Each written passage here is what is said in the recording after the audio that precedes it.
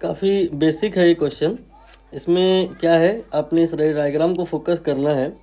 ये एक लाइन है, इससे आप बाउंड्री कहेंगे जो दो मीडियम को सेपरेट कर रही है, एक्स एंड वाई को। ये डॉटेड वाली लाइन उस लाइन पे परपेंडिकुलर है, आई मीन नॉर्मल है।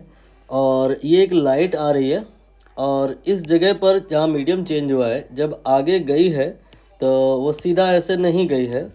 जिस रास्ते आ रही थी उस रास्ते को उसने फॉलो नहीं किया है, कुछ एंगल वो डेविएट हो गई है। यहाँ पर डेविएशन अगर कोई कहेगा तो ये वाला एंगल माना जाएगा। इस एंगल को आई कहते हैं और इस एंगल को आर कहते हैं। ये सब आपको ऑलरेडी आई थिंक आता होगा। तो आपने ये याद रखना है, फ्रीक्वेंसी तीन बातें होती हैं। देखिए, वी एफ लैम्डा, यहाँ पे जो फ्रीक्वेंसी है ये सोर्स पे डिपेंड करता है।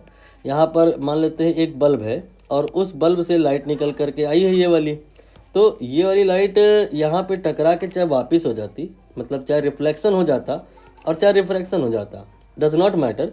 क्योंकि सोर्स आपका चेंज नहीं हो रहा है तो फ्रीक्वेंसी वो कांस्टेंट रहेगी। v is equal to F lambda में f के चेंज होने पर कोई प्रश्न ही नहीं है। फ्रीक्वेंसी जहाँ चेंज कराए हैं वो तो ऐसे ही गलत हो गया, a गलत हो गया और b गलत हो गया, क्योंकि फ्रीक्वेंसी चेंज नहीं करेगी। बाकी स्पीड एंड वेवलेंथ ये चेंज होंगी। और आपको समझ आ रहा होगा कि अगर फ्रीक्वेंसी कांस्टेंट है तो v और लैम्डा डायरेक्टली प्रोपोर्शनल होंगे।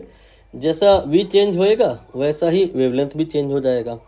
अब यहाँ v किस प्रकार से चेंज होगा, देखिए ध्यान से।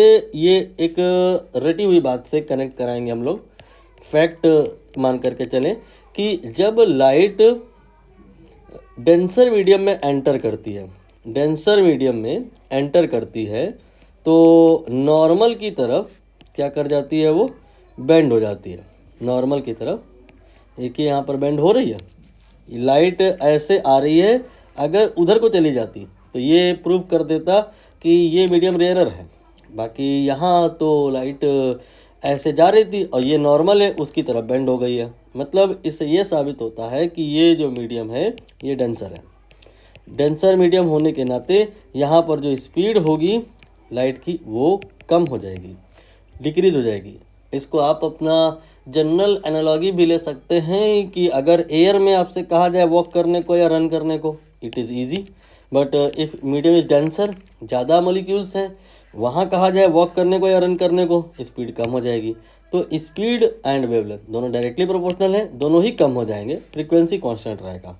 अब देखिए यहाँ पर स्पीड डिक्रीजेज, वेवलेंथ डिक्रीजेज, यही ऑप्शन सही है। ये डी वाला गलत है, यहाँ स्पीड डिक्रीज करा रहे हैं और वेवलेंथ को बढ़ा दिए हैं, संभव ही नहीं है। तो यहाँ पर सी वाला सही हो जाएगा।